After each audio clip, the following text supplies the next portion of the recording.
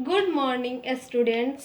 मैं रितिका कश्यप आज आपको हिंदी व्याकरण में भाषा के बारे में बताऊंगी। ये मेरा पहला वीडियो है। जैसा कि हम जानते हैं, मनुष्य एक सामाजिक प्राणी है। वह मनुष्यों के साथ समाज में रहकर उनसे बातचीत करता है तथा उनके सलाह और मशवरा लेता रहता है। वह अपने मन के भाव या विचारों को दूसरे तक पहुंचाने के लिए भाषा का प्रयोग करता है। भाषा को हम लोग इंग्लिश में लैंग्वेज कहते हैं। इसका डिफिनीशन होता है, यानी भाषा की परिभाषा क्या होती है, ये सुनिए। जिस साधन से हम अपने मन के भाव या विचारों को दूसरे तक पहुंचाते हैं उसे भाषा कहते हैं। भाषा के 3 रूप होते हैं। भाषा के 3 रूप हैं। पहला है मौखिक भाषा, दूसरा है लिखित भाषा, तीसरा है सांकेतिक भाषा।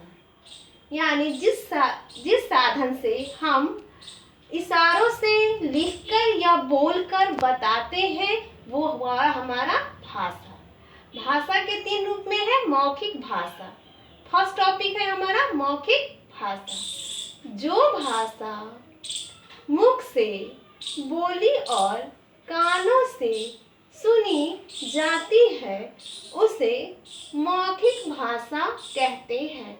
यानी जो मुंह से बोली जाए और कानों के द्वारा सुनी जाती है उसे हम मौखिक भाषा कहते हैं। जैसे हो गया रेडियो, टेलीविजन।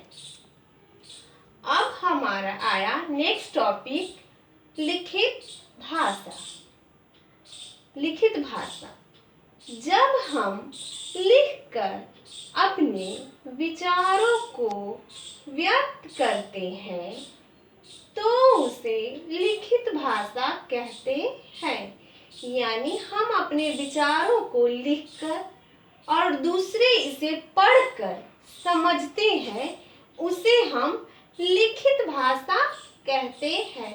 जैसे पत्र को हम लोग लिखते हैं और दूसरे इसे कैसे समझते हैं, पढ़कर वो हमारी बातों को समझ लेते हैं। तो ये हमारा हुआ लिखित भाषा। अब हमारा नेक्स्ट टॉपिक है सांकेतिक भाषा। सांकेतिक भाषा किसे कहते हैं?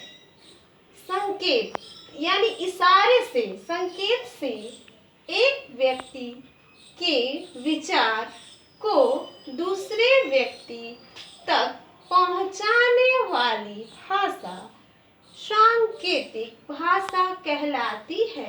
यानी जिसे इशारे के द्वारा व्यक्त किया जाए या बताया जाए उसे हम सांकेतिक भाषा कहते हैं। जैसे चित्र के माध्यम से हम किसी को अपनी बातों को समझाते हैं या फिर उंगली के माध्यम से इशारे के द्वारा हम उसे अपनी बातों को समझाने का प्रयत्न करते हैं, उसे ही हम सांकेतिक भाषा कहते हैं।